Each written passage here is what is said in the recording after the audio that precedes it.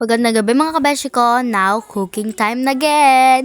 Cause we're going to cook a adobo. Adobo bakla, nag-i-English ka pa dyan. Siyempre, bago tayo magluto ng adobo, maglilinis muna tayo at magsasaing. Diyos ko po bakla. And see this, ang galing ko magwalis dito. Hala siya!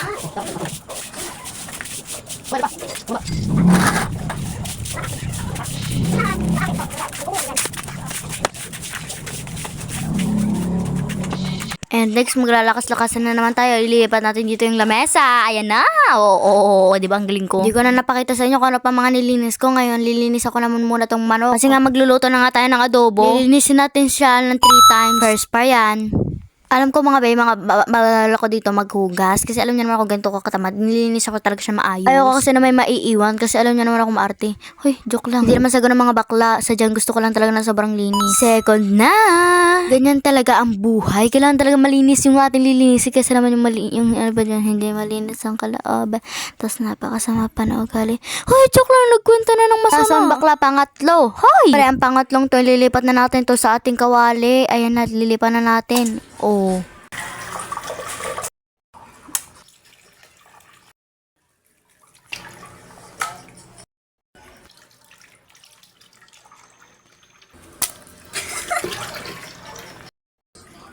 Pagkatas nga ugasan siya pero lulutuan na natin to. Alang namang hayaan natin dumapanis.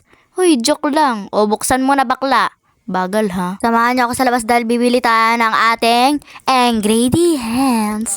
Hala, si bakla, na gano'n na naman. Ayos ka pati. Siyempre, nandito na ako sa tindahan, bibili ako. Alam mo, hindi ako bumili dito bakla.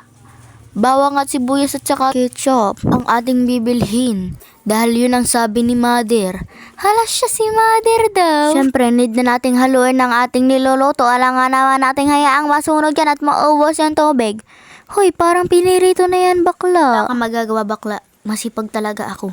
Hala siya, nagsinungaling na naman si bakla. Siyempre bakla, dating gawi. Dihiwa na naman, go. Hihiwain natin yung bawang at saka sibuyas ngayon. Nakapabakla ang bagay mo. Sige, itodo mo. Babali mo na naman si bakla. Next is sibuyas. Hala, kinanta. Oh my God, bakla. Ayusin mo kaya yung energy dress mo. Hala! Nagmahina si bakla, mahinhin yan. Habang naghihiwa, nagtatap-tap-tap-tap-tap ng paa. Like this. Hala siya! Kama yung pinupukpuk mo bakla. Next mga bakla, ilalagyan na natin dito yung bawang at saka yung sibuyas nating pinaghihiwaan. Halo-halo lang. Mekos. Gaya ng pagpapaikot niya sa'yo. Aray ko, pinaikot. Siyempre bakla, it's now time. Hahaluin na natin. Alang nga namang maiga dyan. Kakapit yan bakla. Next, we're going to add the toyo na. Yan, lalagyan na natin siya. Wow, saucy.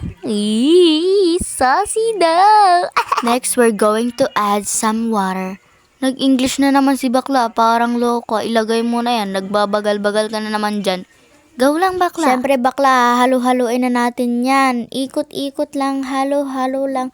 Siyempre, ayusin mo yung paghahalo mo bakla. Baka kasi matapon yung paghahalo mo, be. And then we're going to add some betsin.